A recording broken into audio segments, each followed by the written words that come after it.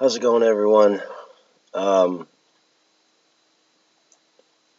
I had a different idea for this video, but um, I just got back from my doctor's appointment, which I I did find out that I am the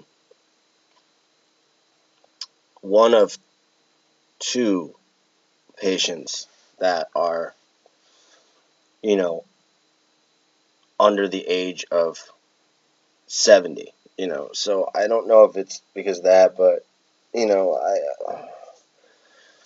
my point is, if you need help for anything that you're going through, whether it's depression, Tourette's, um, clinical depression, OCD, PTSD. My point is, just because whoever you see as your first doctor, that doesn't have to be your only doctor, like your main doctor. What I mean is, if you don't, much like a therapist or a friend or a job or any other situation where you don't feel that this is a good fit, it's okay, even if it's a doctor, because just because he's a doctor, he may know everything medically and have expertise in that, but he may not be able to be there on a human level as far as understanding or at least showing that he understands. Um, I'm having real issues with my doctor because every time I've gone in there, one, he doesn't remember why I'm there when he's the one who told me to come in.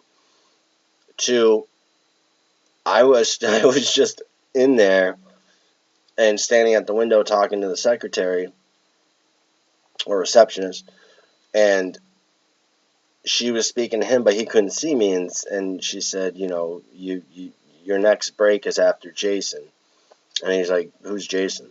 And she's like, Jason Davis, and he's like, I would have to visually, I don't know who, and yeah, maybe he has lots and lots of patients, but knowing that 9 out of 10 of his patients are all elderly people,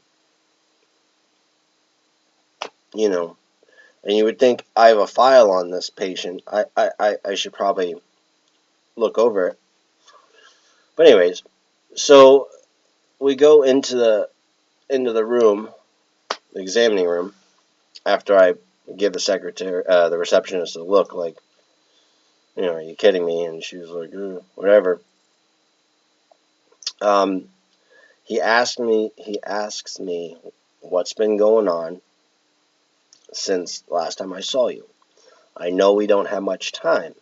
So as fast as I can, I tell him everything that's going on that involves my Tourette's, my depression, my night terrors, etc., etc.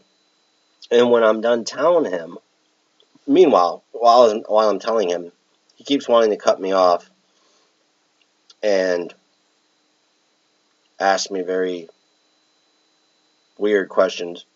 Um, but at the end, he says, "Have you ever been screened for ADHD?" And I said, "Yeah, when I was younger, I was screened once, but." And they said I don't have it, and I know I don't have it, and I know I don't have it. My sibling has it, and um, I don't have trouble concentrating or focusing on this. I was just speaking fast, and I even said, like, are you saying that just because I just spoke really quickly and told you everything? I did it because I heard you earlier say you were wanting to take a break, and I was the person you have to see before you had a break. And he's like, no, no, no, I just, So then, so he gives me a freaking thing to take home and fill out that's a questionnaire that has 18 questions on it. Or no, it has 36 questions on it, 18 sections. And then a mood questionnaire, which is what I filled out when I first saw him over a year ago. And I said, I already filled one of these out. Like, oh, I just want to see if anything has changed. Okay. whatever. My point is, oh, and then when I was leaving, I said to the receptionist, I said, I don't understand. This, we, the paper, the stuff you printed out about when I had pericarditis, you printed out for him. So when we were in the room, he's sitting there asking me, so what happened? You were in the ER for something? And I told him pericarditis. I said, oh, really? And then he's right.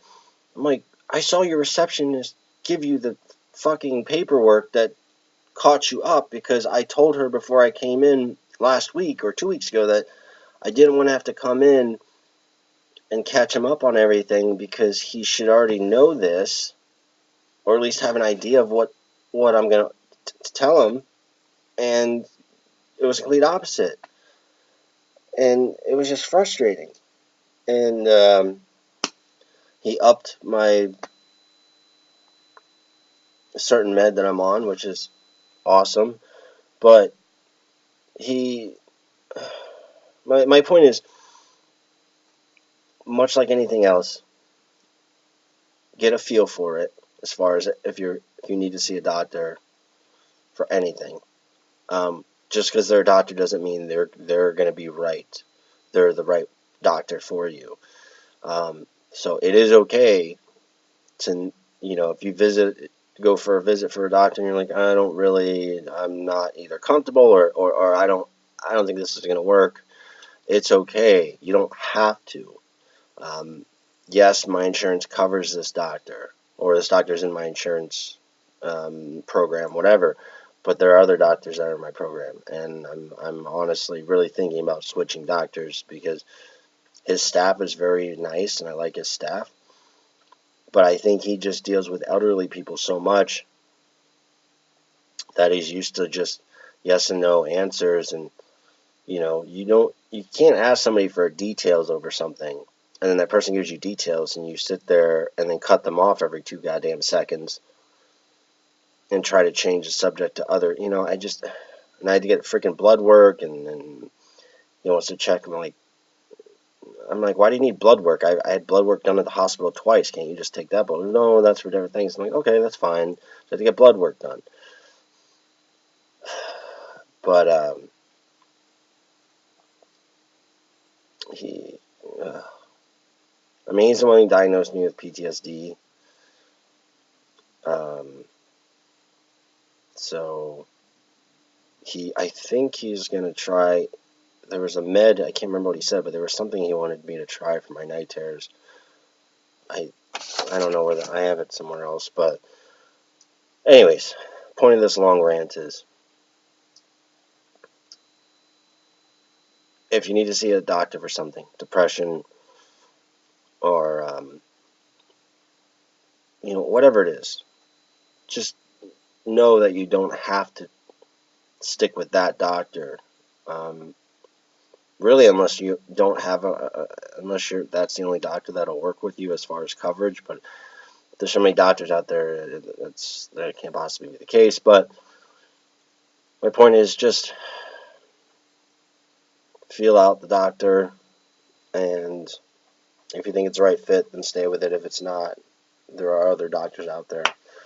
I hope you're all doing well. If you have any questions, feel free to leave them in the comments below. Send me a PM. I hope you're all doing well, and I will talk to you later.